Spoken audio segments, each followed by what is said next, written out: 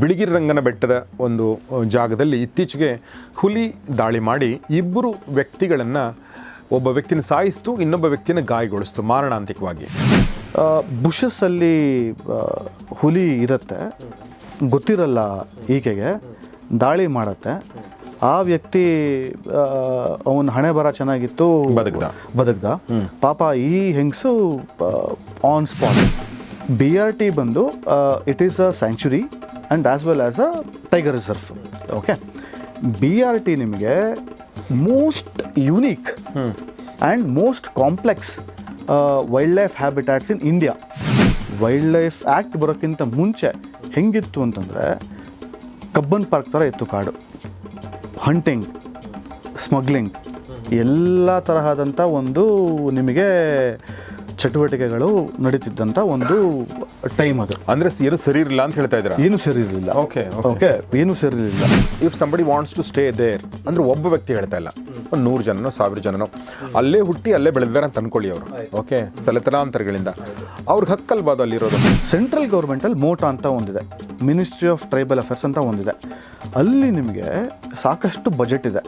Okay, historical injustice ಆಗಿದೆ, ನಿಮ್ಮಲ್ಲಿ ಮೋಟಾ ಇದೆ, ಸಾಕಷ್ಟು ಬಜೆಟ್ ಇದೆ. ಅಂದರೂ ಕೂಡ ಇವತ್ತಿಗೂ ಕೂಡ ಇವರು ತುಂಬ ಕಡು ಬಡತನದಲ್ಲಿದ್ದಾರೆ.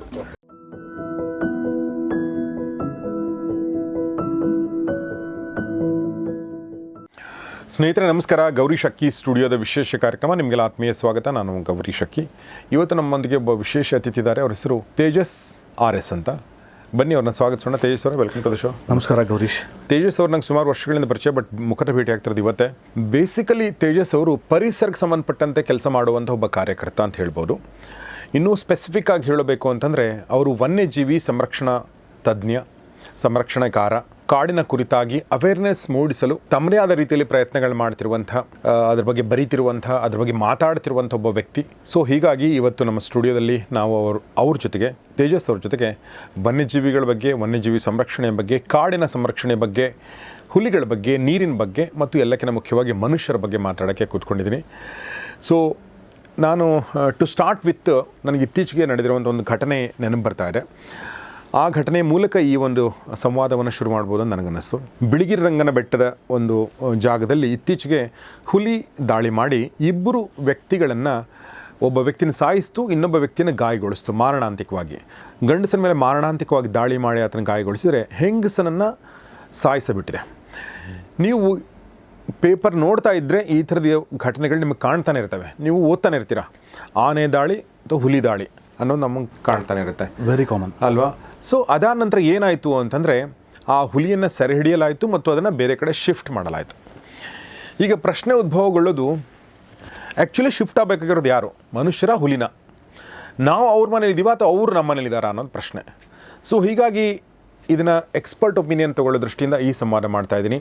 ಈ ಘಟನೆಯ ಹಿನ್ನೆಲೆ ಮತ್ತು ಸರ್ಕಾರ ತೆಗೆದುಕೊಂಡಿರೋ ಕ್ರಮ ಮತ್ತು ಏನು ಆಗಬೇಕಾಗಿದೆ ಆ್ಯಕ್ಚುಲಿ ಅದ್ರ ಬಗ್ಗೆ ಹೇಳ್ಬೋದಾ? ನೋಡಿ, ಈ 2 ಘಟನೆಗಳಾಯ್ತಲ್ಲ, ಇನ್ಸಿಡೆಂಟ್ಸ್ ಆಯ್ತಲ್ಲ. ಒಂದಾಗಿರೋದು June 9th ರಾತ್ರಿ. ಒಬ್ಬ ವ್ಯಕ್ತಿ ರವಿ ಅನ್ನೋರು, ಅವರು ಸೋಲಿಗ ಟ್ರೈಬಲ್ ಜನಾಂಗಕ್ಕೆ ಸೇರಿದವರು. ಇದಾಗಿರೋದು ರಾಮಯ್ಯನ ಪೋಡು ಅಂತ, ಬೇಡ್ಗುಳಿ ಸೆಕ್ಷನ್ನು, ಬೇಡ್ಗುಳಿ ಬೀಟ್ ಅಲ್ಲಾಗಿರೋದಿದು. ಅವರ ರಿಲೇಟಿವ್ ಮನೆಗೆ ಹೋಗ್ಬಿಟ್ಟು ಮಾತಾಡಿಸ್ಕೊಂಡು ಅವ್ರ ಮನೆಗೆ ಹೋಗ್ತಿದ್ರು. 100 meters ಫ್ರಮ್ ಹಿಸ್ ಪೋಡು, ಅವ್ರ ಪೋಡುವಿಂದ 100 ಮೀಟರ್ ಅಂತರದಲ್ಲಿ ಇವರು ಮೂತ್ರ ವಿಸರ್ಜನೆಗೆ ನಿಂತ್ಕೊಂಡಿದ್ದಾರೆ. ಅಚಾನಕ್ಕಾಗಿ ಹುಲಿ ದಾಳಿ ಮಾಡಿದೆ. ನಿಮಗೆ ಹೆಂಗಾಗಬೇಡ ಗೌರೀಶ್, ಇವಾಗ ನಮಗೆ ನಾಯಿ ಎಟ್ಟಿಸ್ಕೊಂಬಂದ್ರೇ ನಾವು ಭಯ ಪಡೋ, ಅಂದರೆ ಭಯ ಅಂತಂದರೆ ನಮ್ಗೆ ಏನು ಮಾಡಬೇಕು ಗೊತ್ತಾಗಲ್ಲ. ಅಂಥದ್ರಲ್ಲಿ ಮೋಸ್ಟ್ ಪವರ್ಫುಲ್ ಆ್ಯನಿಮಲ್ ಹುಲಿ, ಅಂಥ ಗಾತ್ರ ಮೆಜೆಸ್ಟಿಕ್ ಆ್ಯನಿಮಲ್ ಹುಲಿ ನಿಮ್ಮನ್ನು ಬಂದು ದಾಳಿ ಮಾಡತ್ತೆ ಅಂತಂದರೆ ನಿಮಗೆ ಆ ಟೈಮಲ್ಲಿ ಏನು ಮಾಡಬೇಕು ಅಂತ ಗೊತ್ತಾಗಲ್ಲ. ಮಾರಣಾಂತಿಕವಾಗಿ ದಾಳಿ ಮಾಡಿದೆ. ಆತನಿಗೆ ಸಾಕಷ್ಟು ಇಂಜುರೀಸ್ ಆಗಿದೆ. ಹಾಸ್ಪಿಟ್ಲಿಗೆ ಕರ್ಕೊಂಡು ಹೋಗಿದ್ದಾರೆ ಅರಣ್ಯ ಇಲಾಖೆನವರು. ಆ ವ್ಯಕ್ತಿ ಇವಾಗ ಚೇತರಿಸ್ಕೊಂತಿದ್ದಾನೆ ಅಂತ ಒಂದು ಮಾಹಿತಿ ಇದೆ. ಓಕೆ, ಇದು ಆಗಿರೋದು June 9th ರಾತ್ರಿ. ತುಂಬ ಕಾಡಿನ ಮಧ್ಯಭಾಗದಲ್ಲಿ, heart of the legally notified tiger reserve Biligirirangana. ಅದನ್ನು ನಾನು ಆಮೇಲೆ ಬರ್ತೀನಿ ಅದೇನು ಅಂತ ಹೇಳೋದಕ್ಕೆ. ಸೆಕೆಂಡ್ ದಾಳಿ ಏನಾಯಿತು ಅಂತಂದರೆ ಜೂನ್ 10ನೇ ತಾರೀಕು ಬೆಳಗಿನ ಜಾವ, ಅಂದ್ರೆ ಮರುದಿನ ಹೌದು ಮರುದಿನ ಜೂನ್ 10ನೇ ತಾರೀಕು ಬೆಳಗಿನ ಜಾವ ರಂಗಮ್ಮ ಅನ್ನೋ ಒಂದು ಹೆಂಗಸು ಮಲಮೂತ್ರ ವಿಸರ್ಜನೆಗೆ ಅವರ ಪೋಡುವಿಂದ ಆಚೆ ಬಂದಿದ್ದಾರೆ. ಅದು ಬೇಡಗುಳಿ ಪೋಡು ಅಂತ. ಈ ಬೇಡಗುಳಿ ಪೋಡಿಂದ ರಾಮಯ್ಯನ ಪೋಡುವಿಗೆ ಅಂತರ 1 ಕಿಲೋಮೀಟರ್ ಆಗುತ್ತೆ.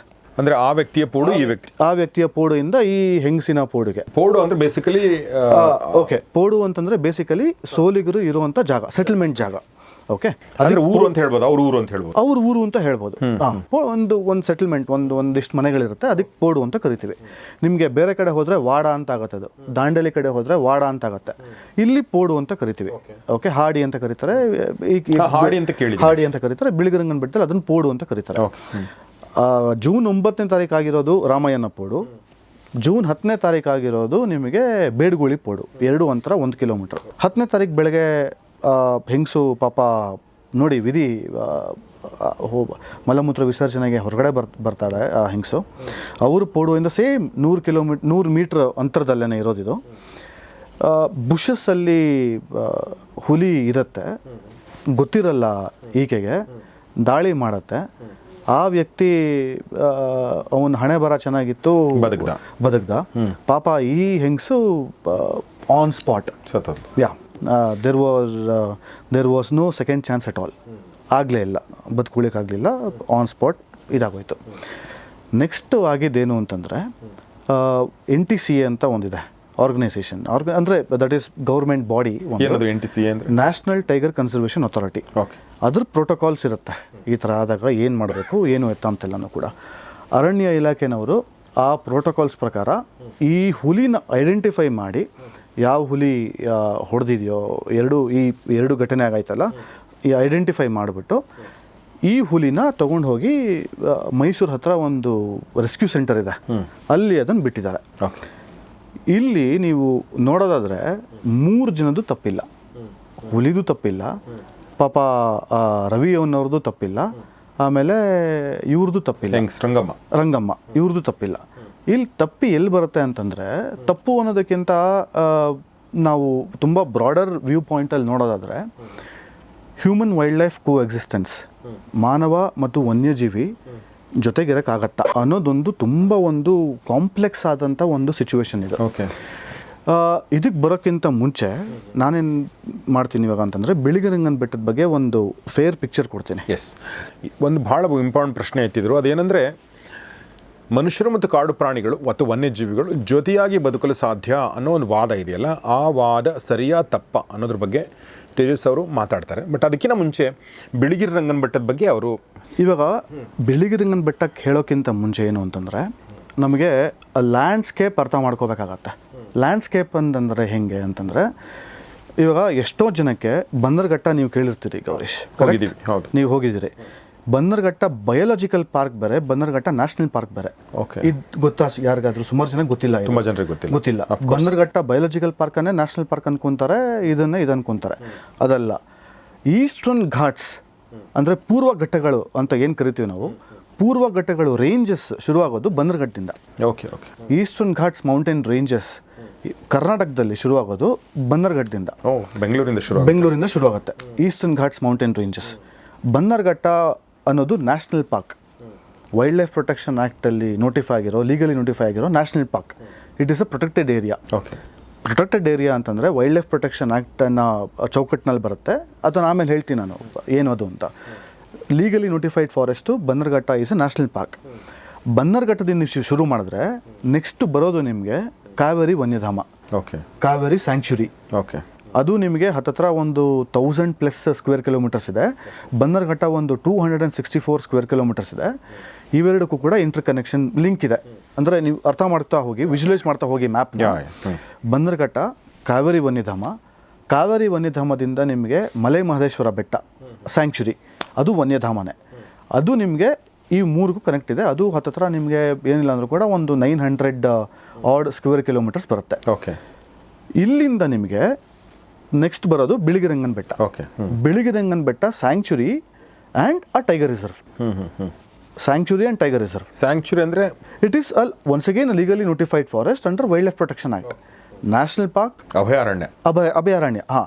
National park, sanctuary, conservation reserve, community reserve, ಇವಿಷ್ಟು ಕೂಡ ನಿಮಗೆ ಪ್ರೊಟೆಕ್ಟೆಡ್ ಏರಿಯಾಸ್ ಅಂತ ಕರಿತೀವಿ. ಓಕೆ. ಟೈಗರ್ ರಿಸರ್ವ್ಸ್ ಅಂತ ಆಮೇಲೆ ಬಂದಿದ್ದು 2006 ಅಮೆಂಡ್ಮೆಂಟಲ್ಲಿ ಸೆಕ್ಷನ್ ಸಪ್ರೇಟ್ 4B ಅಂತ ಒಂದು ಇದರಲ್ಲಿ ಹೆಡ್ಡಿಂಗಲ್ಲಿ ನಿಮಗೆ ಟೈಗರ್ ರಿಸರ್ವ್ ಅಂತ ಬಂದಿದ್ದು. BRT ಬಂದು it is a sanctuary and as well as a tiger reserve. Okay. BRT ನಿಮಗೆ most unique and most complex wild life habitats in India, not only in Karnataka, in India. ಯಾಕೆ ಅಂತಂದರೆ ಇಲ್ಲಿ ನಮಗೆ ಸಿಗೋವಂತಹ ಒಂದು ಕಾಡಿನ ಜಾತಿಗಳಿದೆಯಲ್ಲ, ಇಡೀ ಇಂಡಿಯಾನಲ್ಲೇ ಎಲ್ಲೂ ಇಲ್ಲ ಗೌರೀಶ್. ಅಂದ್ರೆ ಮರಗಳಲ್ಲ, ಕಾಡಿನ ಜಾತಿಗಳು. ಕಾಡಿನ ಜಾತಿಗಳು ಅಂದರೆ ಯಾವ ರೀತಿ ಅಂತಂದರೆ ಎಷ್ಟು ಬ್ಯೂಟಿಫುಲ್ ಆಗಿದೆ ಅಂತಂದರೆ ಭೂಲೋಕದ ಸ್ವರ್ಗ ಅಂತ ಕರಿಬೋದು ನೀವು. ಅಷ್ಟು ಒಂಥರ ನಿಮಗೆ ವರ್ಡ್ಸಲ್ಲಿ ನೀವು ಎಕ್ಸ್ಪ್ರೆಸ್ ಮಾಡೋಕ್ಕಾಗೋದಿಲ್ಲ ಅದನ್ನು.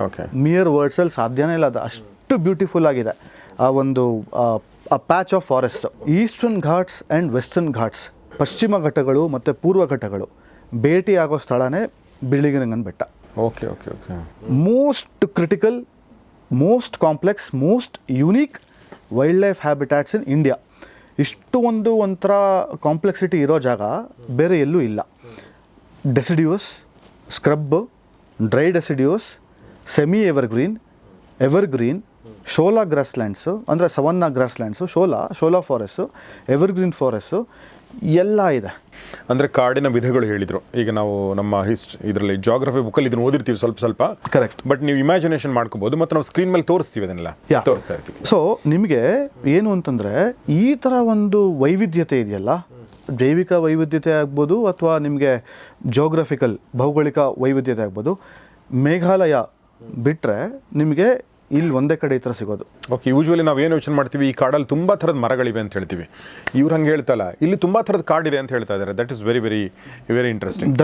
ಅದು ನಿಮಗೆ ಯಾರಿಗೂ ಹೆಚ್ಚಾಗಿ ಗೊತ್ತಿಲ್ಲ. ಇವಾಗ ಏನಾಗುತ್ತೆ, ಸುಮ್ಮನೆ ಕಾಡಿಗೆ ಹೋಗ್ತಾರೆ, ಫೇಸ್ಬುಕ್ಕು, ಇನ್ಸ್ಟಾಗ್ರಾಮು, ಆಮೇಲೆ ಇದು ಟ್ವಿಟರ್ಗೆ ಎಕ್ಸ್ ಇದಕ್ಕೆ ಫೋಟೋಸ್ ಅಪ್ಲೋಡ್ ಮಾಡಿಕೊಂಡು ಲೈಕ್ಸ್ ಇದಕ್ಕೆ ಮಾತ್ರ ಮಾಡ್ತಾರೆ. ಕರೆಕ್ಟ್.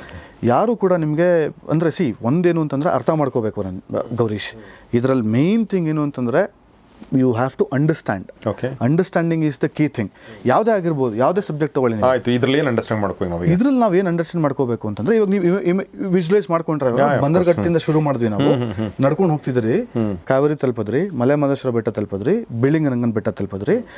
ಬಿಳಿಗಿರಿರಂಗನ ಬೆಟ್ಟದಿಂದ ನಿಮಗೆ ನೆಕ್ಸ್ಟ್ ಸಿಗೋದು ಸತ್ಯಮಂಗಳಂ ತಮಿಳ್ನಾಡು ಫಾರೆಸ್ಟ್ ಆಯಿತು. ಓಕೆ. ಅದು ಕೂಡ ನಿಮಗೆ ಒಂದು ಟೈಗರ್ ರಿಸರ್ವು ಸತ್ಯಮಂಗಳಂ, ಅದು ಸಾಕಷ್ಟು ವಿಸ್ತೀರ್ಣ ಹೊಂದಿದೆ. ಆಯಿತು. ಅದರಿಂದ ನೆಕ್ಸ್ಟ್ ನಿಮಗೆ ಬಿಳಿಗಿರಿರಂಗನ ಬೆಟ್ಟದಿಂದ ಬಂದರೆ ಬಂಡೀಪುರ, ಮತ್ತೆ ಈ ಕಡೆ ಕರ್ನಾಟಕ ಕಡೆ ಬಂದರೆ ವೆಸ್ಟರ್ನ್ ಘಾಟ್.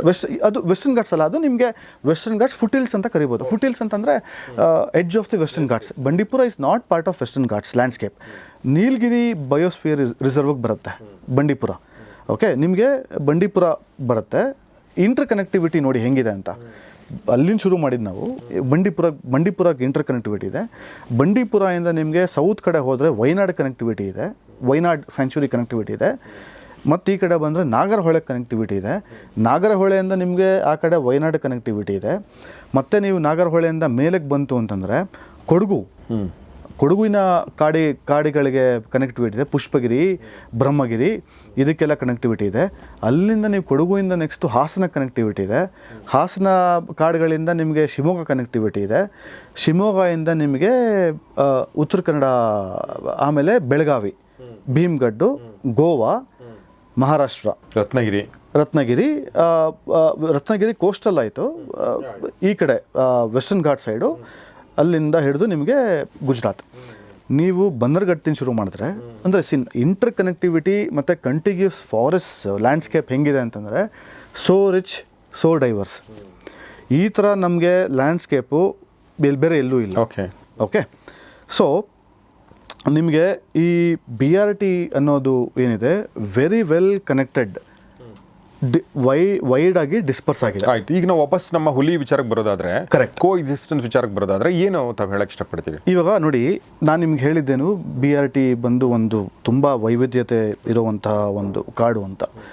ಇದರದ್ದು ಇತಿಹಾಸ ತಗೊಳಕ್ಕೆ ನೋಡಿದ್ರೆ ನೀವು ಸಾವಿರಾರು ವರ್ಷಗಳಿಂದನೂ ಕೂಡ ಅಲ್ಲಿ ಕಮ್ಯುನಿಟಿ ಜೀವನ ಮಾಡ್ಕೊಂಬಂದಿದೆ, ಕಾಡಿದೆ, ರಂಗನಾಥ ಸ್ವಾಮಿ ದೇವಸ್ಥಾನ. ಡೈಟಿ ದೇವರಿದ್ದಾರೆ, ಅದಕ್ಕೆ ಇವ್ರು ವರ್ಷಿಪ್ ಮಾಡ್ತಾರೆ. ಪುರಾಣಗಳಲ್ಲೆಲ್ಲ ಬಂದಿದೆ ರಂಗನಾಥ ಸ್ವಾಮಿದು. ಆಮೇಲೆ ದೊಡ್ಡ ಸಂಪಿಗೆ ಮರ ಇದೆ, ಅದನ್ನು ಅವರು ಜಾತ್ರೆ ರೀತಿ ವರ್ಷಿಪ್ ಮಾಡ್ತಾರೆ. ಅದನ್ನು ನೀವು ನೋಡಬೇಕು ಗೌರೀಶ್ ಒಂದ್ಸತಿ. ದೊಡ್ಡ ಹ್ಯೂಜ್ ಟ್ರಂಕ್, ಅಂಥ ಮರ ಎಲ್ಲೂ ಇಲ್ಲ. ದೊಡ್ಡ ಸಂಪಿಗೆ ಅಂತ ಒಂದು ಮರ, ಅದನ್ನು ವರ್ಷಿಪ್ ಮಾಡ್ತಾರೆ. ಓಕೆ, ಅಂದರೆ ಅದೊಂದು ದೇವ್ರ ಥರ ಇವರು ಪೂಜೆ ಮಾಡ್ತಾರೆ.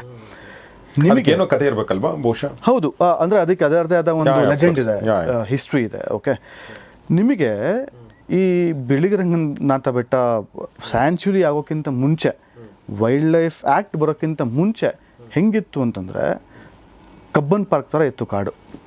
ನಂಬ್ತೀರಾ ನೀವು? ಕಬ್ಬನ್ ಪಾರ್ಕ್, ಲಾಲ್ ಬಾಗ್ ಥರ ಇತ್ತು. ಅಂದರೆ ಏನು, slash and burn, hunting, smuggling, ಎಲ್ಲ ತರಹದಂಥ ಒಂದು ನಿಮಗೆ ಚಟುವಟಿಕೆಗಳು ನಡೀತಿದ್ದಂಥ ಒಂದು ಟೈಮ್ ಅದು. ಅಂದರೆ ಏನು ಸರಿ ಇರಲಿಲ್ಲ ಅಂತ ಹೇಳ್ತಾ ಇದ್ದೀರಾ? ಏನು ಸರಿ ಇರಲಿಲ್ಲ. ಓಕೆ, ಏನು ಸರಿ ಇರಲಿಲ್ಲ. ಇದರ ಇತಿಹಾಸ ಇದು. ಕೆಲವು ಪುಸ್ತಕಗಳು ಬರೆದಿದ್ದಾರೆ, ಕೆಲವರೆಲ್ಲ ಎಕ್ಸ್ಪರ್ಟ್ಸ್ ಎಲ್ಲ ಬರ್ತಿದ್ದಾರೆ.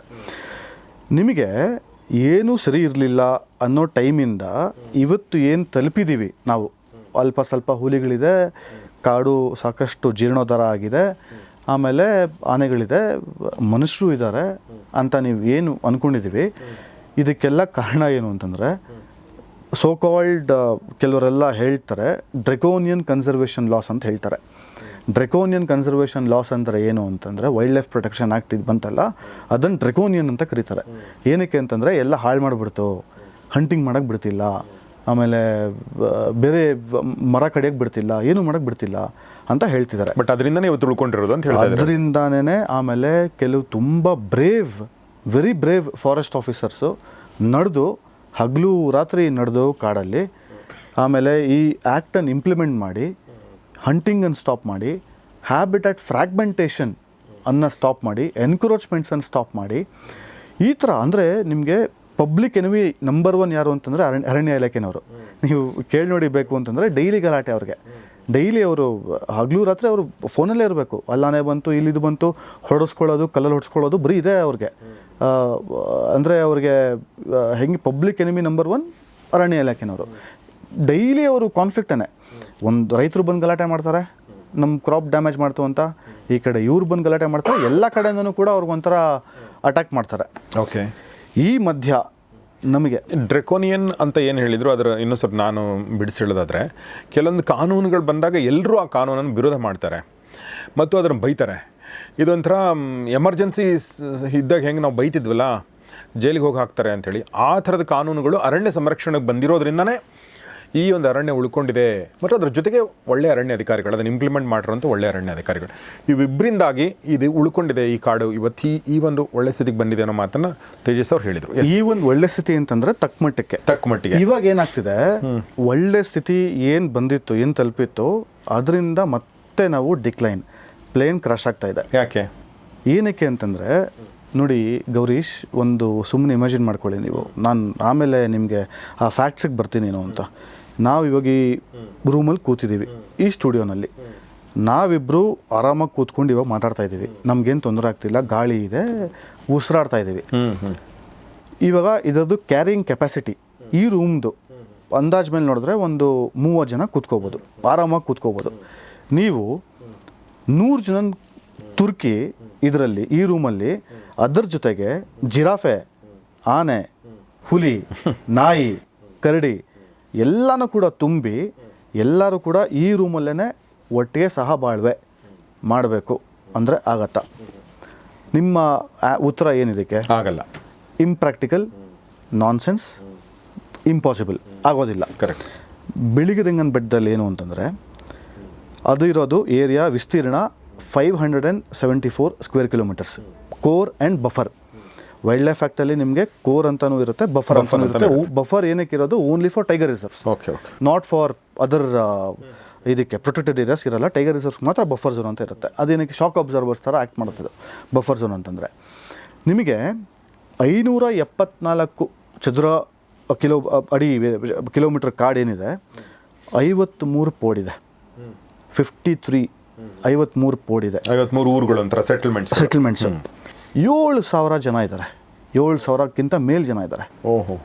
7,000ಕ್ಕಿಂತ ಹೆಚ್ಚು ಜನ, 53 ಪೋಡು, 38 ಹುಲಿಗಳು, 500 ಆನೆ, ಆಮೇಲೆ ನಿಮಗೆ ಕಾಟಿ, ಕಡವೆ, ಜಿಂಕೆ, ಹಾವು, ಮುಂಗ್ಸಿ, ಆಮೇಲೆ ವೈಲ್ಡ್ ಡಾಗ್ಸ್, ಡೋಲು, ಆಮೇಲೆ ನಿಮಗೆ ಇದು ಬಾರ್ಕಿಂಗ್ ಡಿಯರು, ವಲ್ಚರ್ಸು, ಎಷ್ಟು ಇನ್ಸೆಕ್ಟ್ಸು, ಸ್ಪೈಡರ್ಸು, ಇದೆಲ್ಲನೂ ಕೂಡ ನಿಮಗೆ ಪ್ಯಾಕ್. ಎಷ್ಟು ಜಾಗದಲ್ಲಿದ್ದಾರೆ? 574 ಸ್ಕ್ವೇರ್ ಕಿಲೋಮೀಟರ್. ಅದನ್ನು ನಾವು ನಮ್ಮ ಇದಕ್ಕೆ ಕನ್ವರ್ಟ್ ಮಾಡ್ಕೊಂಡು ಅರ್ಥ ಮಾಡ್ಕೋಬೋದು ಅಂತಂದರೆ ಈ ರೂಮಲ್ಲಿ ನಾನು ಆವಾಗಲೇ ನಿಮ್ಗೆ ಹೇಳ್ದಂಗೆ 100 ಜನ, ಜಿರಾಫೆ, ಆನೆ, ಇದೆಲ್ಲ ತುರ್ಕಿ ಇಟ್ಟಂಗೆ. ನಿಮಗೆ ನೋಡಿ ಒಂದು ಹೇಳ್ತೀನಿ, ಹ್ಯೂಮನ್ ಪಾಪ್ಯುಲೇಷನ್ ಜಾಸ್ತಿ ಆಗುತ್ತೆ, ನಮಗೆ ಲೈಫ್ ಎಕ್ಸ್ಪೆಕ್ಟೆನ್ಸಿ ಜಾಸ್ತಿ ಆಗ್ತಿದ್ದಂಗೆ ಹ್ಯೂಮನ್ ಪಾಪ್ಯುಲೇಷನ್ ಜಾಸ್ತಿ ಆಗುತ್ತೆ, better access to everything open up ಆಗುತ್ತೆ, we tend to have better life style, live longer. ಅದು ನಿಮಗೆ ಪಾಸ್ಟಿಂದ ಪ್ರೆಸೆಂಟ್ವರೆಗೂ there is considerable what do you say ಏನು ಡಿಫ್ರೆನ್ಸ್ ಇದೆ ಹ್ಯೂಮನ್ ಇದರಲ್ಲಿ ಲೈಫ್ ಎಕ್ಸ್ಪೆಕ್ಟೆನ್ಸಿ ಎಟ್ ಬರ್ತ್, ಏನಂತ ಅದು ಟೆಕ್ನಿಕಲ್ ಆಗಿ ಏನು ಕರೀತಾರೆ, ಲೈಫ್ ಎಕ್ಸ್ಪೆಕ್ಟೆನ್ಸಿ ಇನ್ಸ್ ಬರ್ತ್. ಕಾಡು ಬೆಳೆಯುತ್ತಾ ನಿಮಗೆ? ಇಲ್ಲ. ನೀವು ಆ ಉತ್ತರ ಹೇಳಿ. ಕಾಡು ಈಗ 500 ಸ್ಕ್ವೇರ್ ಕಿಲೋಮೀಟರ್ ಇದ್ರೆ ಅದು 500 ಇರುತ್ತೆ. ಇಲ್ಲ ಅಂತಂದ್ರೆ 400 ಬರುತ್ತೆ, 300 ಬರುತ್ತೆ, ಕೊನೆಗೆ ಮಾಯ ಆಗುತ್ತೆ. ಯಾವಾಗ ಒಂದ್ಸಲ ಇತ್ತು ಅಂತ ಯಾವಾಗಲೂ ಫೋಟೋ ಅಲ್ಲಿ ನೋಡ್ಬೋದು ನಾವು, ಅಷ್ಟೇ. ಅದೇ 7,000 ಜನ ಇರೋರು ಇವಾಗ ನಾಳೆ ದಿವಸ 10,000 ಆಗ್ತಾರೆ, 12,000 ಆಗ್ತಾರೆ, 13,000 ಆಗ್ತಾರೆ, 15,000 ಆಗ್ತಾರೆ. ಹುಲಿಗಳ ಸಂಖ್ಯೆ ಕಡಿಮೆ ಹಾಕೊಂಡು ಬರುತ್ತೆ, ಮನುಷ್ಯರ ಸಂಖ್ಯೆ ಜಾಸ್ತಿ ಹಾಕೊಂಡು ಹೋಗುತ್ತೆ. ಇವಾಗ ನೋಡಿ ಇದು ಎಷ್ಟು ಕಾಂಪ್ಲೆಕ್ಸ್ ಇದೆ ಅಂತಂದರೆ, ಇಕಲಾಜಿಕಲಿ ಆ್ಯಂಡ್ ಸೋಷಿಯೋ ಎಕನಾಮಿಕ್, ನಾನು ಹೇಳ್ತಿರೋದು ಎಷ್ಟು ಕಾಂಪ್ಲೆಕ್ಸ್ ಇದೆ ಅಂತಂದರೆ, ಹಿಸ್ಟಾರಿಕಲ್ ಇನ್ಜಸ್ಟಿಸಸ್ ನಾವು ಏನು ಮಾಡಿದ್ದೀವಿ ಪಾಪ ಟ್ರೈಬಲ್ಸ್ಗೆ, ಅದನ್ನು ನಾವು ಕರೆಕ್ಟ್ ಮಾಡಲೇಬೇಕು, ಅದು ನಮ್ಮ ಧರ್ಮ. ಹಿಸ್ಟಾರಿಕಲ್ ಇನ್ಜಸ್ಟಿಸಸ್ ಏನಾಗಿದೆ ಅದನ್ನು ನಾವು ಕರೆಕ್ಟ್ ಮಾಡಬೇಕು, ಅದು ಆಗಲೇಬೇಕು. ಅದು ಕಾನೂನು ಪ್ರಕಾರನಾದರೂ ಆಗಲಿ, ಯಾವ ಶೋಷಣೆಗೆ ಏನು ಒಳಗಾಗಿದ್ರು ಅದನ್ನು ನಾವು ಕರೆಕ್ಟ್ ಮಾಡಲೇಬೇಕು. ಆ ಶೋಷಣೆ ನಾವು ತಿದ್ದುಪಡಿ ಮಾಡೋಕ್ಕೆ ಹೋಗಿ ವನ್ಯಜೀವಿಗಳ ಶೋಷಣೆ ಆಗ್ತಾ ಇದೆಯಲ್ಲ, ಇದಕ್ಕೆ ಯಾರು ಇವಾಗ ಇದು ಮಾಡೋರು? ಎಸ್, ಈಗ ಮತ್ತೆ ಅದೇ ಪಾಯಿಂಟಿಗೆ ಬರ್ತೀನಿ. ಹಿಸ್ಟಾರಿಕಲ್ ಇಂಜಸ್ಟಿಸ್ ಏನಾಗಿತ್ತು ನಮ್ಮ ಆದಿವಾಸಿಗಳಿಗೆ, ಬುಡಕಟ್ಟು ಜನಾಂಗದವ್ರಿಗೆ, ಮತ್ತು ಅದನ್ನು ಸರಿ ಮಾಡೋದು ಹೇಗೆ ಅನ್ನೋದು ಬೇರೆ ಪ್ರಶ್ನೆ. ಈ ಸದ್ಯಕ್ಕೆ ಅದನ್ನು ನಾವು ತಗೋತಾ ಇಲ್ಲ. ಸದ್ಯಕ್ಕೆ ಮತ್ತೆ ಪ್ರೆಸೆಂಟಿಗೆ ಬರ್ತೀವಿ ನಾವು, ಅಲ್ವಾ? ಹೌದು. ಈಗ ನಾವು ಅವರಿಗೆ ನ್ಯಾಯ ಕೊಡೋದು ಅದು ಹೆಂಗೆ ಇಂಟರ್ಲಿಂಕ್ಡ್ ಇದೆ, ಎರಡು ಇಂಟರ್ಲಿಂಕ್ಡ್ ಇದೆ. ಅವರಿಗೆ ನ್ಯಾಯ ಕೊಡೋದು ಅಂತಂದರೆ ಹೆಂಗೆ ಅಂತಂದರೆ, ಅವ್ರಿಗೆ ಕಡು ಬಡತನದಲ್ಲಿದ್ದಾರೆ, ಹೌದಾ? ಇವಾಗ ಕಡು ಬಡತನದಲ್ಲಿದ್ದಾರೆ, ಇಷ್ಟೊಂದೆಲ್ಲ ದುಡ್ಡು ಖರ್ಚು ಮಾಡ್ತಿದ್ದೀವಿ, ಅದಕ್ಕೆ ಅಂತಲೇ ಒಂದು ಸಪ್ರೇಟ್ ಮಿನಿಸ್ಟ್ರಿ ಇದೆ, ಮಿನಿಸ್ಟ್ರಿ ಆಫ್ ಟ್ರೈಬಲ್ ಅಫೇರ್ಸ್ ಅಂತ, ಮೋಟಾ ಅಂತ ಒಂದಿದೆ. ಹೌದಾ? ಹೌದು, ಸೆಂಟ್ರಲ್ ಗೌರ್ಮೆಂಟ್. ಹೌದು, ಸ್ಟೇಟಲ್ಲಿ ಇಲ್ಲ. ಟ್ರೈಬಲ್ ಅಫೇರ್ಸ್ ಮಿನಿಸ್ಟ್ರಿ ಇದೆ. ಇಲ್ಲ, ನಾನು ಇದು ಚೆಕ್ ಮಾಡಬೇಕು. ಅರಣ್ಯ ಇಲಾಖೆ ಇದೆ, tribal affairs ministry, social welfare ministry ಇದೆ, ಅದರಲ್ಲಿ ಇದು ಬರ್ಬೋದು. ಕರೆಕ್ಟ್, ಸೋಷಿಯಲ್ ವೆಲ್ಫೇರ್ ಅಲ್ಲಿ ಬರುತ್ತಿದ್ದು. ಸೆಂಟ್ರಲ್ ಗೌರ್ಮೆಂಟ್ ಅಲ್ಲಿ ಮೋಟಾ ಅಂತ ಒಂದಿದೆ, ಮಿನಿಸ್ಟ್ರಿ ಆಫ್ ಟ್ರೈಬಲ್ ಅಫೇರ್ಸ್ ಅಂತ ಒಂದಿದೆ. ಅಲ್ಲಿ ನಿಮಗೆ ಸಾಕಷ್ಟು ಬಜೆಟ್ ಇದೆ. ಓಕೆ, ಹಿಸ್ಟಾರಿಕಲ್ ಇಂಜಸ್ಟಿಸ್ ಆಗಿದೆ, ನಿಮ್ಮಲ್ಲಿ ಮೋಟಾ ಇದೆ, ಸಾಕಷ್ಟು ಬಜೆಟ್ ಇದೆ, ಅಂದರೂ ಕೂಡ ಇವತ್ತಿಗೂ ಕೂಡ ಇವರು ತುಂಬ ಕಡು ಬಡತನದಲ್ಲಿದ್ದಾರೆ. ಓಕೆ, ನಿಮಗೆ ಇದನ್ನು ಕರೆಕ್ಟ್ ಮಾಡಬೇಕು ಅಂತಂದರೆ ಯಾರ್ಯಾರು ಹೊರಗಡೆ ಬರೋಕ್ಕೆ ರೆಡಿ ಇದ್ದಾರೆ, ಫೋರ್ಸ್ಫುಲಿ ನಾವು ಯಾವತ್ತೂ ಯಾರನ್ನು ಕರ್ಕೊಂಬರ್ಬಾರ್ದು, ಫೋರ್ಸ್ಫುಲಿ ಒಕ್ಲೆಪ್ಸೋದಾಗತ್ತದು. ಇವಾಗ ನೀವಿಲ್ಲಿ ಕೂತಿದ್ದೀರಿ, ನಿಮ್ಮನ್ನು ನಾನು ಎತ್ಕೊಂಡು ಹೊರಗಡೆ ದಬ್ಬೋಕ್ಕಾಗೋದಿಲ್ಲ. ನೀವೇ ನಾನು ಹೋಗ್ತೀನಿ ಅಂತಂದರೆ ಅದಕ್ಕೆ ನಮ್ಮ ಕಾನ್ಸ್ಟಿಟ್ಯೂಷನ್ನು ಸಪೋರ್ಟ್ ಮಾಡುತ್ತೆ, ಕಾನೂನು ಸಪೋರ್ಟ್ ಮಾಡುತ್ತೆ. ಕರೆಕ್ಟ್? ಯಾರ್ಯಾರು ಹೊರಗಡೆ ಬರಬೇಕು ಅಂತ ರೆಡಿ ಇರ್ತಾರೆ ಅವ್ರಿಗೆ ನಾವು better access to health care, better access to education, better access to school, ಆಮೇಲೆ ನಿಮಗೆ ಎಂಟರ್ಟೈನ್ಮೆಂಟ್, ಆಯಿತು, ಇವಿಷ್ಟಕ್ಕೂ ಕೂಡ ನಾವು ದಾರಿ ಮಾಡಿಕೊಟ್ಟಂಗೆ ಆಗತ್ತೆ. ಆಯಿತು. ನೆಕ್ಸ್ಟ್ ಅವರು ಹೊರಗಡೆ ಬರ್ತೀವಿ, ರೆಡಿ ಆಗ್ತೀನಿ ಅಂತಂದರೆ, ನೆಕ್ಸ್ಟ್ ಏನು ಅಂತಂದರೆ ಇದಕ್ಕೆ ಟೆಂಪರರಿ ಸೊಲ್ಯೂಷನ್ನೇ ಇಲ್ಲ. ನಾವು ಇವಾಗ ರೋಡು ಇದು ಕಿತ್ತೋದ್ರೆ ಟಾರ್ ಹಾಕಿರ್ತಾರೆ, ರೋಡ್ ಕಿತ್ತೋಗುತ್ತೆ, ಮತ್ತೆ ಬಂದು ಅದಕ್ಕೆ ತೇಪೆ ಹಚ್ತಾರೆ, ಮತ್ತೆ ಹಾಳಾಗುತ್ತೆ, ಮತ್ತೆ ಇದಾಗುತ್ತೆ, ಅದು ಸರಿ ಹೋಗೋದೇ ಇಲ್ಲ. ನೀವು ಅದನ್ನು ಪೂರ್ತಿ ಇಲ್ಲ ರೀಟಾರ್ ಮಾಡಬೇಕು, ಇಲ್ಲಾಂತಂದರೆ ಹಾಗೆ ಇದು ಮಾಡಬೇಕು, ಅದನ್ನು ನೀವು ರೀಕನ್ಸ್ಟ್ರಕ್ಟ್ ಮಾಡಬೇಕು, ಇಲ್ಲಾಂದರೆ ಅದು ನೀವು ಟೆಂಪರರಿ ಸೊಲ್ಯೂಷನ್ ವರ್ಕ್ ಆಗೋದಿಲ್ಲ. ಇದರಲ್ಲಿ ನಿಮಗೆ ಟೆಂಪರರಿ ಸೊಲ್ಯೂಷನ್ ಅಂತ ಯಾವುದೂ ಇಲ್ಲ. ಓಕೆ, ಓನ್ಲಿ ಪರ್ಮನೆಂಟ್ ಸೊಲ್ಯೂಷನ್ ಏನು ಅಂತಂದರೆ ವಾಲಂಟ್ರಿ ರೀಸೆಟಲ್ಮೆಂಟ್. ಓಕೆ.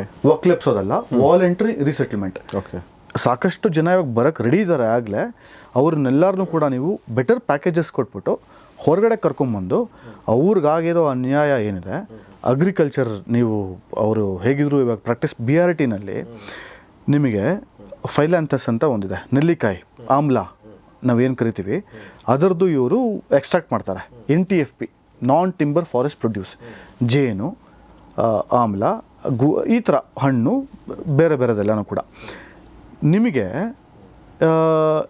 ಒಂದು ಜೇನಿನ ಮರ ಇದೆ, ಜೇನುಗೂಡಿದೆ, ಅದಕ್ಕೆ ಕರಡಿಗೆ ಮೇನ್ ಫುಡ್ಡು, ಮೇನ್ ಆಹಾರ ಬಂದು ಜೇನು. ನೀವು ಆ ಜೇನು ಮೇಲೆ ಕಣ್ಣು ಹಾಕಿರ್ತೀವಿ, ಜೇನು ಎಕ್ಸ್ಟ್ರಾಕ್ಟ್ ಮಾಡ್ಕೊಳ್ಳೋದಕ್ಕೆ. ಯಾಕೆಂತಂದರೆ ನಿಮಗೆ ಹೊರಗಡೆ ಡಿಮ್ಯಾಂಡ್ ಇದೆ. ಓಕೆ. ಇದು it's basically economics, simple economics, demand and supply ಇದೆ, ಲಿಮಿಟೆಡ್ ಸಪ್ಲೈ ಇದೆ, ಹೊರಗಡೆ ಸಿಕ್ಕಾಪಟ್ಟೆ ಡಿಮ್ಯಾಂಡ್ ಇದೆ.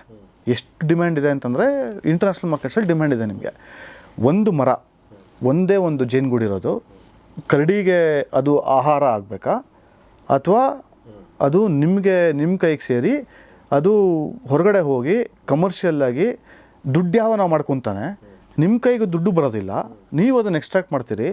ಎಕ್ಸ್ಟ್ರಾಕ್ಟ್ ಮಾಡೋದಕ್ಕೆ ಹೋಗಿ ನೀವು ಕರಡಿ ಕೈಲಿ 2008ರಲ್ಲಿ, if I am not wrong Gowrish, ಒಂದು ಇನ್ಸಿಡೆಂಟ್ ಆಗಿತ್ತು ಇದನ್ನೇ ಬಿಳಿಗಿರಂಗನ ಬೆಟ್ಟದಲ್ಲೇ. ಜೇನು ಇದು ಮಾಡೋಕ್ಕೆ ಹೋಗ್ಬಿಟ್ಟು ಒಬ್ಬ ವ್ಯಕ್ತಿ ಕರಡಿ ಹೇಗೆ ಬಗ್ದಿತ್ತು ಅಂತಂದರೆ ಬಾಡಿಲಿ ನಿಮಗೆ ಎಲ್ಲಿ ಸ್ಟಿಚ್ ಹಾಕಬೇಕು ಅಂತಲೇ ಗೊತ್ತಾಗಲಿಲ್ಲ ಡಾಕ್ಟ್ರಿಗೆ. ಪಾಪ ಡಾಕ್ಟ್ರು ರಾತ್ರಿ ಪೂರ್ತಿ ಸ್ಟಿಚ್ ಹಾಕಿದ್ದಾರೆ. ಆ ಮನುಷ್ಯ ಬದುಕಿದ್ದಾನೆ, ಇವಾಗಲೂ ಇರ್ಬೋದೇನೋ. ಈ ಥರ ಘಟನೆಗಳು ನಿಮಗೆ ಸಾಮಾನ್ಯ ಆಗೋಗುತ್ತೆ. ಓಕೆ. ನೀವು ಆಲ್ಟರ್ನೇಟಿವ್ ಏನು ಮಾಡ್ಬೋದು ಅಂತಂದರೆ, ನೆಲ್ಲಿಕಾಯಿ ನೀವು ಫಾರ್ ಎಕ್ಸಾಂಪಲ್, ಅದು ಬ್ಯಾಕ್ ಯಾರ್ಡ್ ಕ್ರಾಪ್, ಬಿಳಿಗಿರಂಗನ ಬೆಟ್ಟದಲ್ಲಿ ಸೇಮ್ ಕ್ಲೈಮ್ಯಾಟಿಕ್ ಕಂಡೀಷನ್ಸ್, ನೀವು ಅದನ್ನು ಹೊರಗಡೆ ಬಂದು ಕೂಡ ಬೆಳ್ಕೋಬೋದು. ಓಕೆ. ನಿಮಗೆ ಹೊರಗಡೆ ಬಂದು ಬೆಳ್ಕೊಂಡು ಜೇನು ಕೂಡ ನೀವು ಹೊರಗಡೆ ಸಾಕಣೆ ಮಾಡ್ಕೋಬೋದು. ಮಾಡ್ತಾ ಇದ್ದಾರೆ already. Better access to the market ಸಿಗುತ್ತೆ. ನೀವೇ ಅದನ್ನು ಪರ್ಸ್ನಲ್ ಆಗಿ ಹೋಗಿ ಎಲ್ಲ ಕಡೆನೂ ಮಾರ್ಕೆಟ್ ಮಾಡ್ಬೋದು. ಅಂದರೆ ನೀವು ಇಂಡಿಪೆಂಡೆಂಟ್ ಆಗ್ತೀರಾ. ಓಕೆ. ಇವಾಗ ಇಲ್ಲಿ ಏನಾಗುತ್ತೆ, ನಿಮಗೆ ಲಿಮಿಟೆಡ್ ಸಪ್ಲೈ ಇರೋದ್ರಿಂದ ಎಕ್ಸಸ್ ಡಿಮ್ಯಾಂಡನ್ನು ಮೀಟ್ ಮಾಡೋಕ್ಕಾಗೋದಿಲ್ಲ. ಸಿಂಪಲ್ ಎಕನಾಮಿಕ್ಸ್ ಇದು ಒಂದು 10th ಹುಡುಗನಿಗೂ ಹೋಗಿ ಕೇಳಿದ್ರೆ ಎಕನಾಮಿಕ್ಸ್ ಗೊತ್ತಿರೋಂಗೆ ಹೇಳ್ತಾನೆ. ಗೊತ್ತಾಯ್ತು. ನಾವೇನು ಮಾಡ್ಬೋದು ಇದರಲ್ಲಿ ಅಂತಂದರೆ, ಏನಿದೆ ಇವಾಗ ನಮ್ಮಲ್ಲಿ ಪ್ರೊಟೆಕ್ಟೆಡ್ ಏರಿಯಾಸ್ ಏನಿದೆ ಇವಾಗ, ಆಮೇಲೆ ಸಾಕಷ್ಟು ಸೈಂಟಿಫಿಕ್ ಪೇಪರ್ಸ್ ಬಂದಿದೆ ಗೌರೀಶ್ ಇದರಲ್ಲಾಗಲೇ. 1996 ಫಸ್ಟ್ ಪೇಪರ್ ಬಂದಿದೆ. NTFP ಕಲೆಕ್ಷನಿಂದ ಸಾಕಷ್ಟು ನಿಮಗೆ ಫಾರೆಸ್ಟು ಡಿಜನರೇಟ್ ಆಗ್ತಾ ಇದೆ. ಓಕೆ. ಗ್ರೋತ್ ಆಗ್ತಿಲ್ಲ. ಯಾಕೆಂತಂದರೆ ಇವರು ಕಡಿತಿದ್ದಾರೆ ಪೂರ್ತಿ ಕಡ್ದಾಗ ಏನಾಗುತ್ತೆ, ನಿಮಗೆ ಕಾಡು ಮತ್ತು ಜೀರ್ಣೋದ್ಧಾರ ಆಗೋದಿಲ್ಲ. ಓಕೆ. ಸೊ ಬೇಸಿಕಲಿ ನೀವೇನು ಹೇಳ್ತಾ ಇದ್ರಿ ಅಂತಂದ್ರೆ, ಈಗ ನಾವು ವಾಪಸ್ ಹುಲಿಗೆ ಬರೋದಾದರೆ, ಹುಲಿ ಒಬ್ಬ ವ್ಯಕ್ತಿನ ಸಾಯಿಸ್ತು, ಇನ್ನೊಬ್ಬನ ಗಾಯಗೊಳಿಸ್ತು, ಈ ಥರ ಸುಮಾರು ಘಟನೆಗಳಿದೆ. ಹುಲಿ ಸಾಯಿಸುತ್ತೆ, ಚಿರತೆ ಸಾಯಿಸುತ್ತೆ, ಆನೆ ಸಾಯಿಸುತ್ತೆ. ಇಲ್ಲಿ ಆ ಒಂದು 500 ಸ್ಕ್ವೇರ್ ಕಿಲೋಮೀಟರ್ ಜಾಗದಲ್ಲಿ 24 ಕಂಜೆಸ್ಟೆಡ್ ಆಗಿದೆ ತುಂಬ. ಹೀಗಾಗಿ ಅಲ್ಲಿರುವಂಥ ಸೋಲಿಗರನ್ನ, ಅಲ್ಲಿರುವಂಥ ಆದಿವಾಸಿಗಳನ್ನ ಒಕ್ಕಲೆಬ್ಬಿಸೋದಲ್ಲ, ವಾಲಂಟರಿಯಾಗಿ ಅವ್ರನ್ನ ಹೊರಗಡೆ ಸೆಟಲ್ಮೆಂಟ್ ಮಾಡಬೇಕು ಅನ್ನೋ ಮಾತನ್ನು ಹೇಳ್ತಾ ಇದ್ದೀರಿ ನೀವು. ಕರೆಕ್ಟಾ? 100%. So that is a solution according to you. Only solution. Because ಇನ್ನೊಂದೇನೆಂದರೆ ಅವ್ರು ಏನು ಹೇಳ್ತಾರೆ, ಇದ್ರ ಹಿಂದೆ ಏನು ಕಾರಣ ಇದೆ ಅಂದರೆ, ಇದಕ್ಕಿಂತ ಮುಂಚೆ ನಾವು ಮಾತಾಡ್ತೀವಲ್ಲ, ಕೋ ಎಕ್ಸಿಸ್ಟೆನ್ಸ್, ಮನುಷ್ಯರು ಮತ್ತು ಪ್ರಾಣಿಗಳು ಜೊತೆಯಾಗಿ ಬದುಕಬಹುದು ಅನ್ನೋದಿದೆಯಲ್ಲ, ಅದೊಂದು ಮಿತ್, ಅದು ಸಾಧ್ಯ ಇಲ್ಲ ಅನ್ನೋ ಮಾತನ್ನು ಹೇಳ್ತಾ ಇದ್ದಾರೆ. ಅದಕ್ಕೆ ಅವ್ರು ಅಂಕಿಅಂಶಗಳನ್ನ ಕೊಟ್ಟರು. ಅಂದರೆ ಒಂದು ಜಾಗದಲ್ಲಿ ನೀವು ಜನ ಬರ್ತಾನೆ ಇದ್ದಾರೆ, ಮಕ್ಕಳು ಮೊಮ್ಮಕ್ಕಳು ಬೆಳೀತಾನೆ ಇದ್ದಾರೆ. ಆಮೇಲೆ ಹುಲಿಗಳ ಸಂಖ್ಯೆ ಜಾಸ್ತಿ ಆಗುತ್ತೆ ಅಥವಾ ಕಡಿಮೆ ಆಗುತ್ತೆ, ಅಥವಾ ಇನ್ನೊಂದು ಯಾವುದೋ ಪ್ರಾಣಿಗಳ ಸಂಖ್ಯೆ ಜಾಸ್ತಿ ಆಗುತ್ತೆ. ಸೊ ಫೈನಲಿ ಅಲ್ಲಿ ಜನದಟ್ಟಣೆ ಉಂಟಾಗುತ್ತೆ ಮತ್ತು ಪ್ರಾಣಿ ದಟ್ಟಣೆ ಕೂಡ ಉಂಟಾಗುತ್ತೆ. ಪ್ರಾಣಿ ದಟ್ಟಣೆ ಕಡಿಮೆ ಆಗುತ್ತೆ. ಆಮೇಲೆ ಸಂಘರ್ಷ ಜಾಸ್ತಿ ಆಗುತ್ತೆ. ಓಕೆ. ಹೀಗಾಗಿ ಜನ ಹೊರಗಡೆ ಬರಬೇಕನ್ನೋ ಮಾತನ್ನು ಹೇಳ್ತಾ ಇದ್ದಾರೆ. ಓಕೆ. ಸಮಸ್ಯೆ ಏನಿದ್ರಲ್ಲ ಹಾಗಾದರೆ? One thing political will. Okay. ಇವಾಗ ಕೆಲವೊಂದು ಕಾನೂನುಗಳಲ್ಲಿ ಆಗಲೇ ಇದೆ notification of critical wild life habitat ಅಂತ. ಅಂದರೆ ಪ್ರತಿಯೊಂದು ಕಾಡಲ್ಲೂ ಕೂಡ ಕ್ರಿಟಿಕಲ್ ವೈಲ್ಡ್ ಲೈಫ್ ಹ್ಯಾಬಿಟ್ಯಾಟ್ ಅಂತ ಏನಿದೆ ಅದನ್ನು ನೋಟಿಫೈ ಮಾಡಬೇಕು ಅಂತಿದೆ. ಓಕೆ. ಆಯಿತಾ? ಫಾರೆಸ್ಟ್ ರೈಟ್ಸ್ ಆ್ಯಕ್ಟಲ್ಲಿ ಇದೆ ಅದು, critical wild life habitat notify ಮಾಡಬೇಕು ಅಂತ. ಇದುವರೆಗೂ ಕೂಡ 1 ಎಕರೆನೂ ಕೂಡ ನೋಟಿಫೈ ಮಾಡಿಲ್ಲ. ಏನು ಹಂಗಂದ್ರೆ? ಅಂದರೆ ಕ್ರಿಟಿಕಲ್ ವೈಲ್ಡ್ ಲೈಫ್ ಹ್ಯಾಬಿಟ್ಯಾಟ್ ಅಂತಂದರೆ ಅದು it is only meant for survival and breeding of wild life, critical wild life habitat. ಅಲ್ಲಿ ಯಾರೂ ಇರೋ ಹಾಗಿಲ್ಲ, ಮನುಷ್ಯರು ಇರೋಂಗಿಲ್ಲ. ಅದು ಆ್ಯಕ್ಟಲ್ಲಿ ಇದೆ, ಪ್ರಾವಿಷನ್ಸಲ್ಲಿದೆ, ಆದರೆ ಅದು ಮೆನ್ಷನ್ ಆಗಿಲ್ಲ. ಆಮೇಲೆ ನಿಮಗೆ ರಿಲೊಕೇಶನ್ ಆಗೋದಕ್ಕೆ ಸಾಕಷ್ಟು ಪ್ರಾವಿಷನ್ಸ್ ಇದೆ, ಕಾನ್ಸ್ಟಿಟ್ಯೂಷನ್ಲಾಗಿರ್ಬೋದು. ಆಮೇಲೆ ನಿಮ್ಗೆ ಹೇಳಿದ್ನಲ್ಲ, ಆರ್ಟಿಕಲ್ 19 ನೀವು ತೆಗೆದು ನೋಡಿದ್ರೆ ಕಾನ್ಸ್ಟಿಟ್ಯೂಷನಲ್ಲಿ ಆರ್ಟಿಕಲ್ 19 ಬ್ರ್ಯಾಕೆಟ್ 1 ABCDE ತನಕ ನೀವು ನೋಡೋದಾದರೆ, any human being can travel or move outside, resettle anywhere, ಏನು ಬೇಕಾದ್ರೂ ಆಗ್ಬೋದು. ನೀವು as a government or as anybody ಕಾನೂನು ಅದ್ರ ವಿರುದ್ಧವಾಗಿ ಮಾಡೋ ಹಾಗಿಲ್ಲ. ಅಂದರೆ ನಿಮ್ಮ ಮೂಲಭೂತ ಹಕ್ಕದು. ಓಕೆ, ಬಟ್ ಅವ್ರು ವಾಲಂಟಿಯರಾಗಿ ಹೋಗಬೇಕು. ವಾಲಂಟಿಯರಾಗಿ ಹೋಗಬೇಕು. ಹೋಗಿಲ್ಲ ಅಂದರೆ ತಡಿಬಾರ್ದು. ಅವರು ಹೋಗೋದನ್ನ ನೀವು ತಡಿಬಾರ್ದು. ಅಲ್ಲ, ಹೋಗೋದನ್ನ ಯಾರು ತಡಿತಾ ಇಲ್ಲ. ಹೋಗೋದನ್ನ ತಡಿತಿದ್ದಾರೆ. ಯಾಕೆ? ಅದು ಪಾಲಿಟಿಕ್ಸ್. ಏನು ಅದು ದಟ್ ಈಸ್ ಬೇಸಿಕಲಿ ಹೇಳಬೇಕು, ಅದು ರಾಜಕೀಯ. ಅದು ಅಂದರೆ ವೋಟ್ ಬ್ಯಾಂಕ್ ಪಾಲಿಟಿಕ್ಸ್ ಆಗಿರ್ಬೋದು. ಓಕೆ, ಇವಾಗ ಕೆಲವರು ಹೊರಗಡೆ ಬಂದು ಹೊರಗಡೆ ಬಂದು ಅವರು ಅದೇ ಕ್ಷೇತ್ರದಲ್ಲಿರಲಿ, ಅವ್ರ ಕಾಡಿಂದ ಬಂದು ಎಲ್ಲಿ ಹೋಗ್ತಾರೆ ಅವರು? ಈ ರಾಜ್ಯ ಬಿಟ್ಟಂತೂ ಹೋಗಲ್ಲ. ಈ ರಾಜ್ಯ ಅದೇ ಅದಕ್ಕೆ ವಿಲ್ಲಿಂಗ್ನೆಸ್ ಬೇಕಾಗತ್ತೆ. ಆಮೇಲೆ ಇನ್ನೊಂದೇನು ಅಂತಂದರೆ, ಕೆಲವು ಆರ್ಗನೈಸೇಷನ್ಸು ಇದರಿಂದ ಕೆಲಸ ಮಾಡ್ತಿವೆ. ಅಂದರೆ ಅವರು ಒಳಗಡೆನೇ ಇರಲಿ, ಇದೇ ಆಗಲಿ ಅಂತ. ಇವಾಗ ಕೆಲವರೆಲ್ಲ ಮಲೆ ಮಹದೇಶ್ವರ ಬೆಟ್ಟದಲ್ಲಿ ಹೊರಗಡೆ ಬರೋಕ್ಕೆ ರೆಡಿ ಇದ್ದಾರೆ. ಕೆಲವು villagers they are ready to come out. Okay, ಅದು ಸಕ್ಸಸ್ಫುಲ್ ಆಗ್ತಿಲ್ಲ. ಓಕೆ, ಪ್ರೋಗ್ರೆಸ್ ಇದೆ. ಓಕೆ, ಕಾಳಿನಲ್ಲೆಲ್ಲ ಹೊರಗಡೆ ಬಂದಿದ್ದಾರೆ.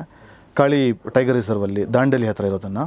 ಆಮೇಲೆ ಭದ್ರಾನಲ್ಲಿ ಟ್ರೈಬಲ್ಸ್ ಇರಲಿಲ್ಲ, ವಿಲೇಜರ್ಸ್ ಇದ್ದರು. ಅವ್ರು ಸಕ್ಸಸ್ಫುಲ್ಲಾಗಿ ರಿಲೊಕೇಟ್ ಆಗಿದ್ದಾರೆ. ಇವಾಗ ಅಲ್ಲಿ ಸೆಟಲ್ಮೆಂಟ್ ಏನಿತ್ತು ಅದು ಹಡ್ಲು ಸಹ ಕನ್ವರ್ಟ್ ಆಗಿದೆ. ಸಾಕಷ್ಟು ವೈಲ್ಡ್ ಲೈಫ್ ಪಾಪ್ಯುಲೇಷನ್ ನಿಮಗೆ ಇದಾಗಿದೆ.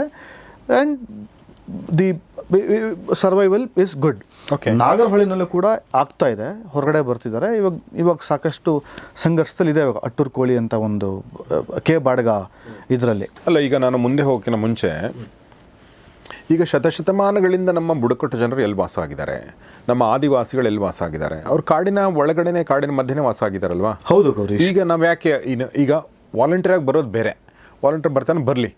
ಈಗ ಕೆಲವರು, ಈಗ ನಾನು ಮೊನ್ನೆ ಒಂದು ಸಿನಿಮಾ ನೋಡಿದೆ. ಓಕೆ, ವನ್ಯ ಅಂಥೇಳಿ ನಮ್ಮ ದೇವೇಂದ್ರ ಬಡಗೇರ್ ಅಂತ ಸ್ನೇಹಿತರು ಮಾಡಿರುವಂಥ ಸಿನಿಮಾ ನೋಡಿದೆ.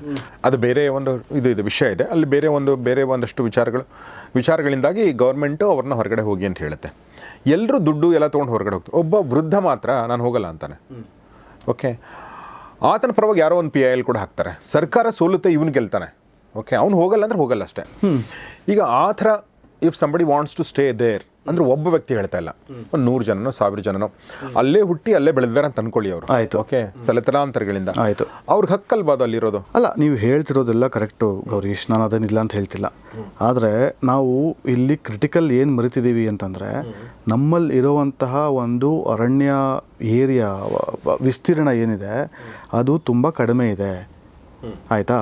ನಾವು ಅಮೆಝಾನ್ ಅಂತ ಅಥವಾ ಆಫ್ರಿಕಾ ಅಂತ ಒಂದು ಲ್ಯಾಂಡ್ಸ್ಕೇಪಲ್ಲಿ ಇಲ್ಲ. ಅಮೆಝಾನ್ ಮತ್ತು ಆಫ್ರಿಕಾನಲ್ಲಿ ಸ್ಮಾಲ್ ಪಾಕೆಟ್ಸಲ್ಲಿ ಜನ ಇದ್ದಾರೆ. ಅವರು ಸಸ್ಟೈನಬಿಲಿಟಿಗೆ ಅವರು ಬೋನೋಫೈಡಿ ಯೂಸ್ ಅಂತ ಕರೀತಾರೆ. ಅಂದರೆ ಏನು, ನೀವು NTFP ಕಲೆಕ್ಷನ್ ಮಾಡ್ತಿರೋದು, ಹಂಟಿಂಗ್ ಮಾಡ್ತಿರೋದು ನಿಮ್ಮ ಬೋನೋಫೈಡಿ ಯೂಸ್ಗೆ, ಅಂದರೆ ನಿಮ್ಮ ಸರ್ವೈವಲ್ಲಾಗಿ ಯೂಸ್ ಮಾಡ್ತಿದ್ದಾರೆ. ಪ್ರಾಣಿಗಳು ಇದೆ, ನೀವು ಇದ್ದೀರಾ, ಯಾವಾಗ ನೀವು ಬೇಟೆ ಮಾಡ್ತೀರಾ, ಇದು ಮಾಡ್ತೀರಾ, ನಿಮ್ಮ ಊಟಕ್ಕೋಸ್ಕರ ಬೇಟೆ ಆಡ್ತೀರಾ, ನೀವು ಜೇನು ತಗೊತೀರಾ, ಸ್ಮಾಲ್ ಪಾಕೆಟ್ಸಲ್ಲಿ ಇರ್ತೀರಾ. ದೊಡ್ಡ ಲ್ಯಾಂಡ್ಸ್ಕೇಪ್ ಇದೆ, ಸೈಬೀರಿಯಾ ಹ್ಯೂಜ್ ಲ್ಯಾಂಡ್ಸ್ಕೇಪು. ಆಫ್ರಿಕಾ, ನಮ್ಮ ಕರ್ನಾಟಕ ಅಷ್ಟು ದೊಡ್ಡದು ಒಂದೊಂದು ಇದಿರುತ್ತೆ ಅದರಲ್ಲಿ. ಅಂದರೆ ಅಷ್ಟು ದೊಡ್ಡ ಲ್ಯಾಂಡ್ಸ್ಕೇಪು. ನಮ್ಮಲ್ಲಿ 500-600 ಸ್ಕ್ವೇರ್ ಕಿಲೋಮೀಟರ್ಸ್ ಅಂತ ಒಂದು ಪಾರ್ಕಲ್ಲಿ ನೀವು NTFP ಕಲೆಕ್ಷನ್ ಮಾಡಿ, ಕಮರ್ಷಿಯಲಾಗಿ ಎಕ್ಸ್ಪ್ಲಾಯ್ಟ್ ಮಾಡಿ, ಅದನ್ನು ನೀವು ಮಾರ್ಕೆಟ್ ಮಾಡಿ, ಕ್ಯಾರಿಂಗ್ ಕೆಪಾಸಿಟಿನೇ ನೀವು ಇದು ಮಾಡಿಬಿಡ್ತೀರಲ್ಲ, ಕೊಲ್ಯಾಪ್ಸ್ ಆಗೋಗುತ್ತಲ್ಲ. ಎಲ್ಲಿ ನಿಮ್ಮ ಗ್ರೋತ್ ಆಗೋದಿಲ್ವಲ್ಲ, ಹ್ಯೂಮನ್ ಪಾಪ್ಯುಲೇಷನ್ ಗ್ರೋ ಆಗ್ತಿರುತ್ತಲ್ಲ, ಅದನ್ನು ನೀವು ಚೆಕ್ಸ್ ಆ್ಯಂಡ್ ಬ್ಯಾಲೆನ್ಸಸ್ ಹೆಂಗಿಡ್ತೀರಿ ನೀವು? ಚೆಕ್ಸ್ ಆ್ಯಂಡ್ ಬ್ಯಾಲೆನ್ಸಸ್ ನೀವು ಇಡೋದಕ್ಕೆ ಆಗೋದಿಲ್ವಲ್ಲ. ನಮ್ಮ ಪೂರ್ವಜಿಕರು ಅಂದರೆ ಏನು ಹುಟ್ಟಿ ಬೆಳೆದಿದ್ದೆಲ್ಲನೂ ಕೂಡ ನಿಮಗೆ ಇದಾಗಿರೋದು ಹೌದು. ಅವಾಗ ಕಾರ್ಡ್ ಎಷ್ಟಿತ್ತು, ಇವಾಗ ಕಾರ್ಡ್ ಎಷ್ಟಿದೆ? ಆಂಥ್ರೋಪೋಜೆನಿಕ್ ಪ್ರೆಷರ್ಸ್ ಅಂತ. ಆಂಥ್ರೋಪೋಜೆನಿಕ್ ಪ್ರೆಷರ್ಸ್ ಅಂತಂದರೆ ಏನು, ಬೇರೆ ಬೇರೆ ಆದಂಥ ಒಂದು ಹ್ಯೂಮನ್ ನೀಡ್ಸ್ಗೆ ನಾವು ಕಾರ್ಡನ್ನಾಗಲೇ ತೆಗೆದುಬಿಟ್ಟಿದ್ದೀವಿ ಸಾಕಷ್ಟು ಕೂಡ. ಅಂಕಿಅಂಶ ಹೇಳಬೇಕು ಅಂತಂದರೆ 1950 to 1980 50,000 square kilometres of forest, ಅದರಲ್ಲಿ ಅರ್ಧದಷ್ಟು ಕೃಷಿಗೆ ಹೋಗಿದೆ. ಗ್ರೋ ಮೋರ್ ಫುಡ್ಸ್ ಅಂತ ಒಂದು ಸ್ಕೀಮ್ ಬಂತು. ಹೌದು, ಓಕೆ, ಗ್ರೀನ್ ರೆವಲ್ಯೂಷನ್ ಆಯಿತು, ಗ್ರೀನ್ ರೆವಲ್ಯೂಷನ್ ಆಯಿತು. ಈ ಥರ ಆಮೇಲೆ ನಿಮಗೆ ಡ್ಯಾಮ್ಗಳು ಬಂದು ರೋಡ್ಗಳಾಯಿತು, ರಸ್ತೆ, ಇದು ರೈಲ್ವೆ ಲೈನ್ಗಳಾಯಿತು, ಎಲ್ಲನೂ ಆಯಿತು. ನಿಮಗೆ ಡೆವಲಪ್ಮೆಂಟು ಬೇಕು. ಆಬ್ವಿಯಸ್ಲಿ ಎಕನಾಮಿಕ್ ಗ್ರೋತ್ಗೆ ಯು ಹ್ಯಾವ್ ಟು ಪ್ರೋಗ್ರೆಸ್. ನೀವು ವರ್ಲ್ಡ್ ಲೆವೆಲಲ್ಲಿ, ಇಂಟರ್ನ್ಯಾಷನಲ್ ಲೆವೆಲಲ್ಲಿ ನೀವು ಕಾಂಪೀಟ್ ಮಾಡಬೇಕಾಗತ್ತೆ. ನಿಮಗೆ ಗ್ರೋತ್ ಬೇಕು, ಡೆವಲಪ್ಮೆಂಟ್ ಬೇಕು. ಅಟ್ ದ ಸೇಮ್ ಟೈಮ್ ನಿಮಗೆ ಕಾಡು ಬೇಕು, ಕನ್ಸರ್ವೇಷನ್ ಆಗಬೇಕು, ವನ್ಯಜೀವಿಗಳು ಇರಬೇಕು. ಯಾಕೆ ಅಂತಂದರೆ ನಮ್ಮ ಒಂದು ಬದುಕಿಗಾಗಿ ನಮ್ಮನ್ನು ನಾವು ರಕ್ಷಣೆ ಮಾಡ್ಕೊಳ್ಳೋದಕ್ಕೆ ಇದು ಬೇಕು. ಇದು ಲಕ್ಸುರಿ ಅಲ್ಲ. ವನ್ಯಜೀವಿ ಸಂರಕ್ಷಣೆ ಅಂತಂದರೆ ಸಫಾರಿಗೆ ಹೋಗಿ ಹುಲಿ ನೋಡಿ ಇದು ಮಾಡಿ 5 ಸ್ಟಾರ್ ರೆಸಾರ್ಟ್ಸಲ್ಲಿದ್ದು ಅದಲ್ಲ. It is need. It is a need, not a luxury. Want ಅಲ್ಲ, ಅದು ನೀಡ್. ಅದು ಸೊ ನಾವು ಎಲ್ಲ ರೀತಿ ಎಲ್ಲ ಫ್ಯಾಕ್ಟರ್ಸನ್ನು ಕನ್ಸಿಡರ್ ಮಾಡಬೇಕಾಗತ್ತೆ. ಎಕ್ಸಾಕ್ಟ್ಲಿ. ಪ್ರೀ ಹಿಸ್ಟಾರಿಕ್ ಟೈಮ್ಸ್ ನೀವು ಹೇಳ್ತಿದ್ರಿ, ಅಬ್ಸಲ್ಯೂಟ್ಲಿ ಟ್ರೂ. ಅವಾಗ ನೀಡೇ ಇರಲಿಲ್ಲ ಹೊರಗಡೆ. ಏನಕ್ಕೆ ಅಂತಂದರೆ ಅವಾಗ ನಾಡಿರಲಿಲ್ಲ, ಕಾಡೇ ಇತ್ತು ಬರೀ. ಇಂಡಸ್ಟ್ರಿಯಲೈಸೇಷನ್ ಆಗಿರಲಿಲ್ಲ. ಅಗ್ರಿಕಲ್ಚರಲ್ ನಿಮಗೆ ಏನಂತಾರೆ ಅಡ್ವಾನ್ಸ್ಮೆಂಟ್ಸು ಇಷ್ಟ ಆಗಿರಲಿಲ್ಲ. ಅಟ್ ದ ಸೇಮ್ ಟೈಮ್ ಎಲ್ಲರೂ ಕೂಡ ಇದ್ದರು.